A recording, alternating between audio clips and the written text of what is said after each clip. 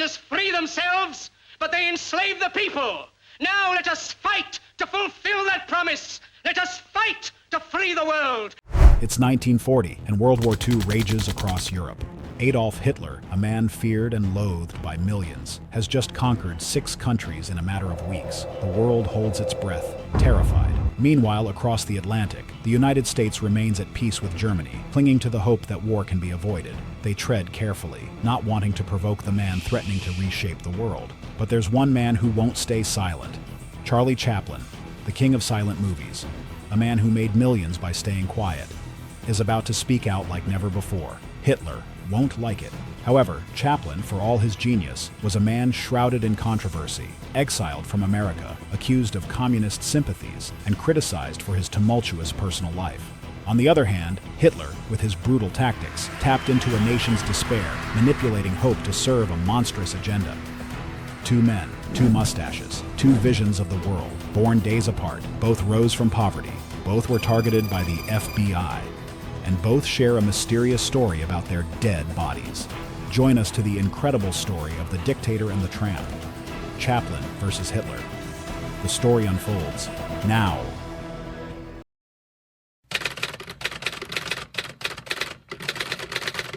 London, April 16th, 1889. In a small, dingy room in East Lane, Hannah Chaplin cradles her newborn son, Charles Spencer Chaplin.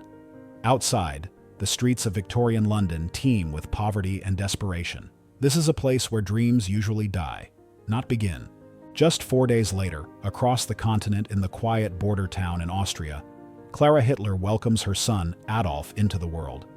The town is unremarkable, peaceful.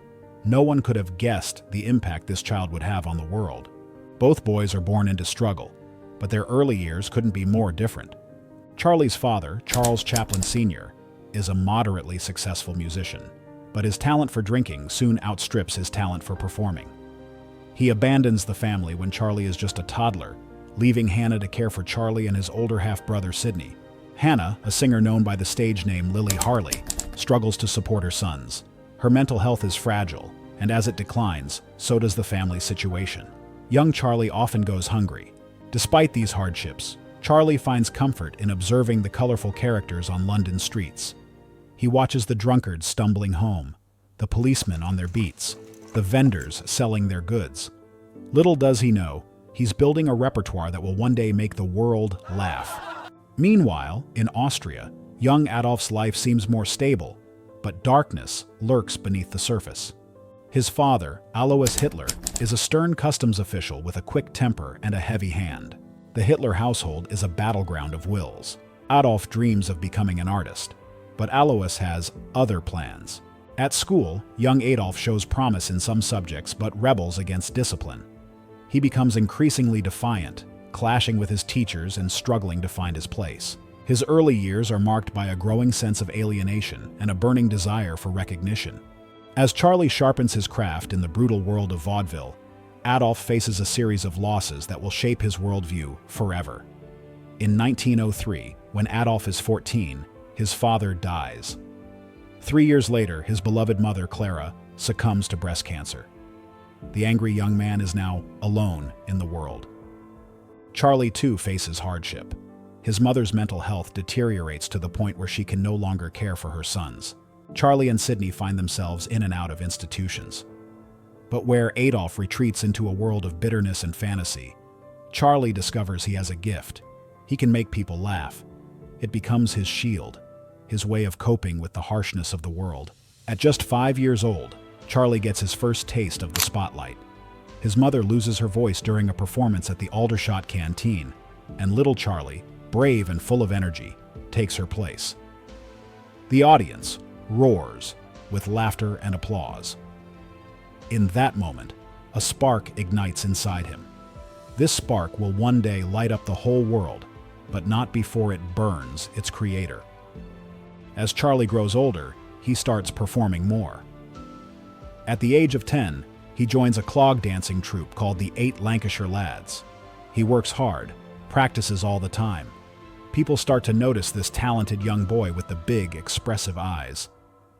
By 1910, 21-year-old Charlie is on his way to America with Fred Karno's prestigious comedy troupe.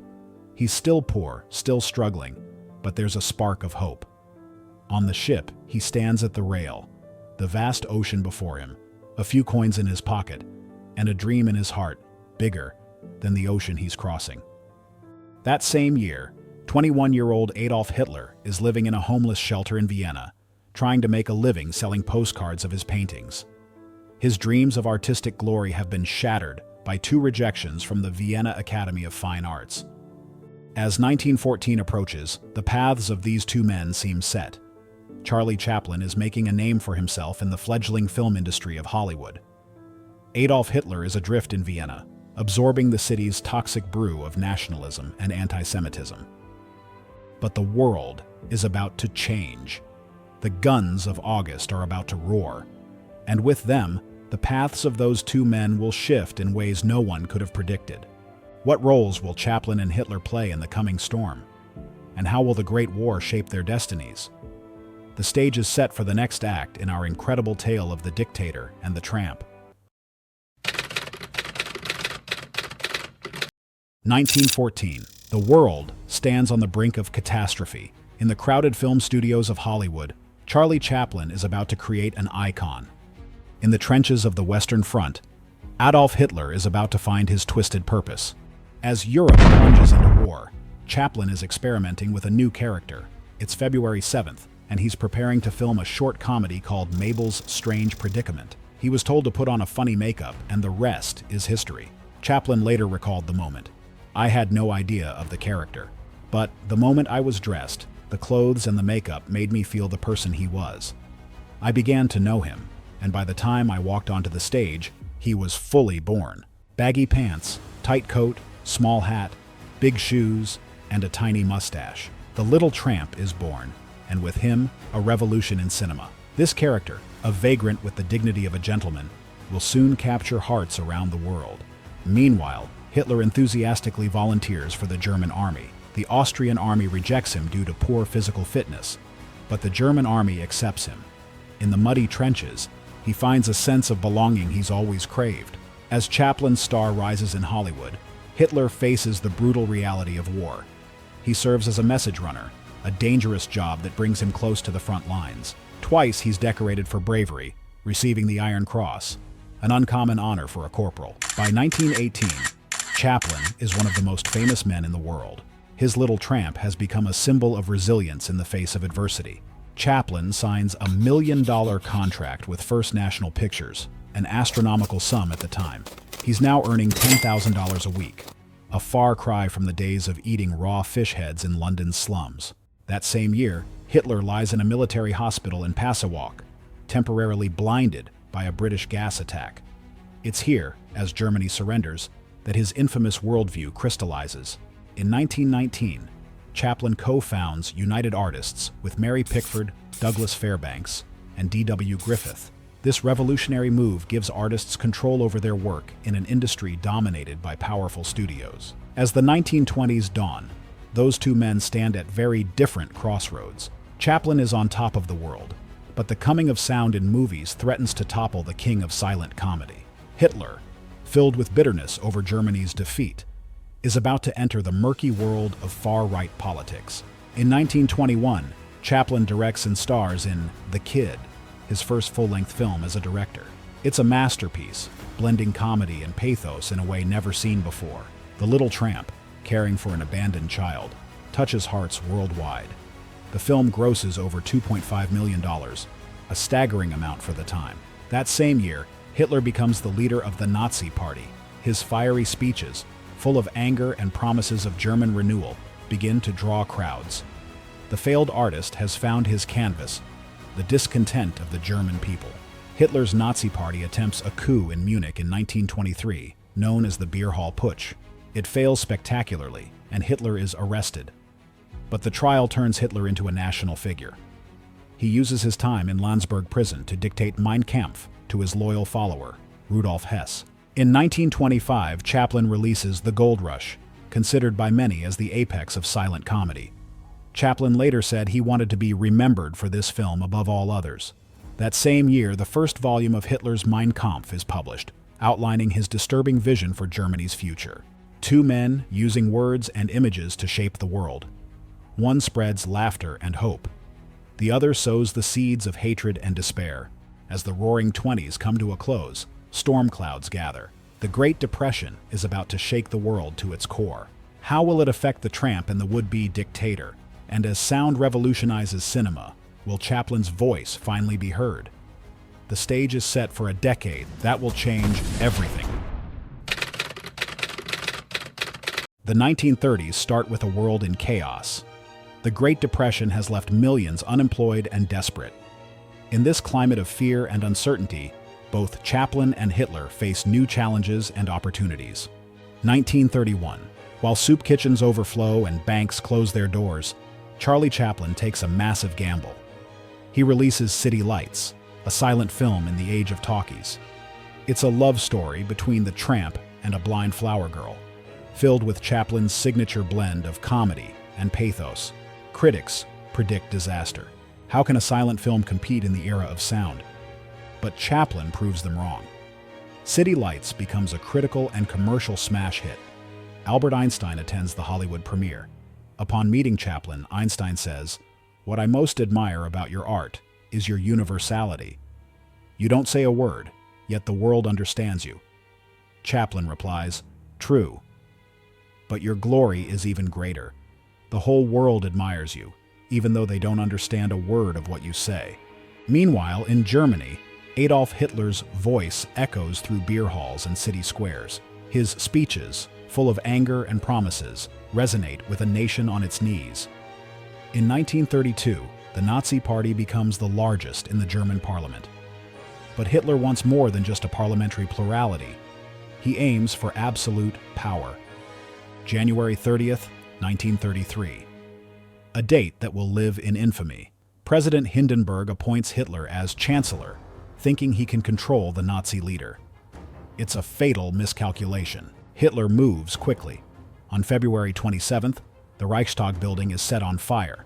Hitler uses this as a pretext to suspend civil liberties and arrest his political opponents. The following month, he outmaneuvers his rivals to pass the Enabling Act, which gives him dictatorial powers.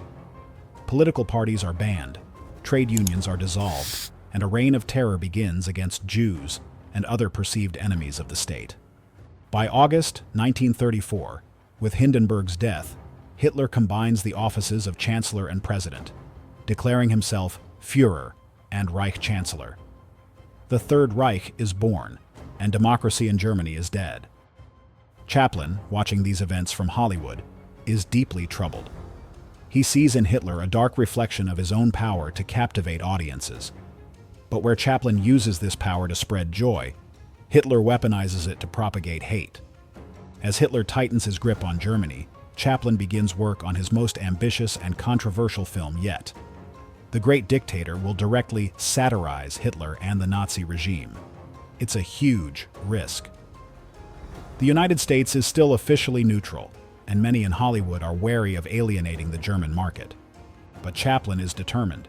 He later said, "I was determined to go ahead, for Hitler must be laughed at." As Chaplin films, Hitler puts his terrifying plans into action. In 1938, Germany annexes Austria in the Anschluss. Hitler enters Vienna to cheering crowds. Later that year, he demands and receives the Sudetenland region of Czechoslovakia at the Munich Conference, where British Prime Minister Neville Chamberlain infamously declares, "Peace for our time." The world watches nervously, hoping appeasement will satisfy Hitler's ambitions. Chaplin, through his film, is one of the few prominent voices openly challenging the dictator.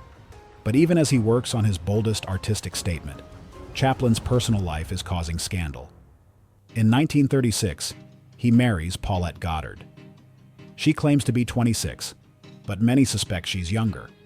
It's not the first time Chaplin has been romantically linked with very young women, and it won't be the last.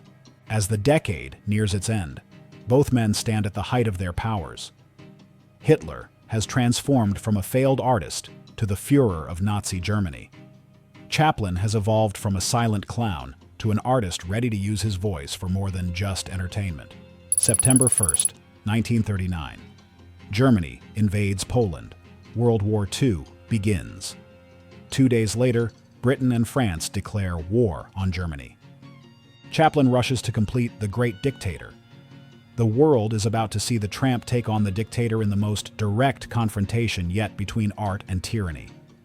What impact will Chaplin's film have? And as war engulfs the world, how will it affect these two men who have shaped the century in such different ways? The stage is set for the most dramatic act in our tale of the Dictator and the Tramp.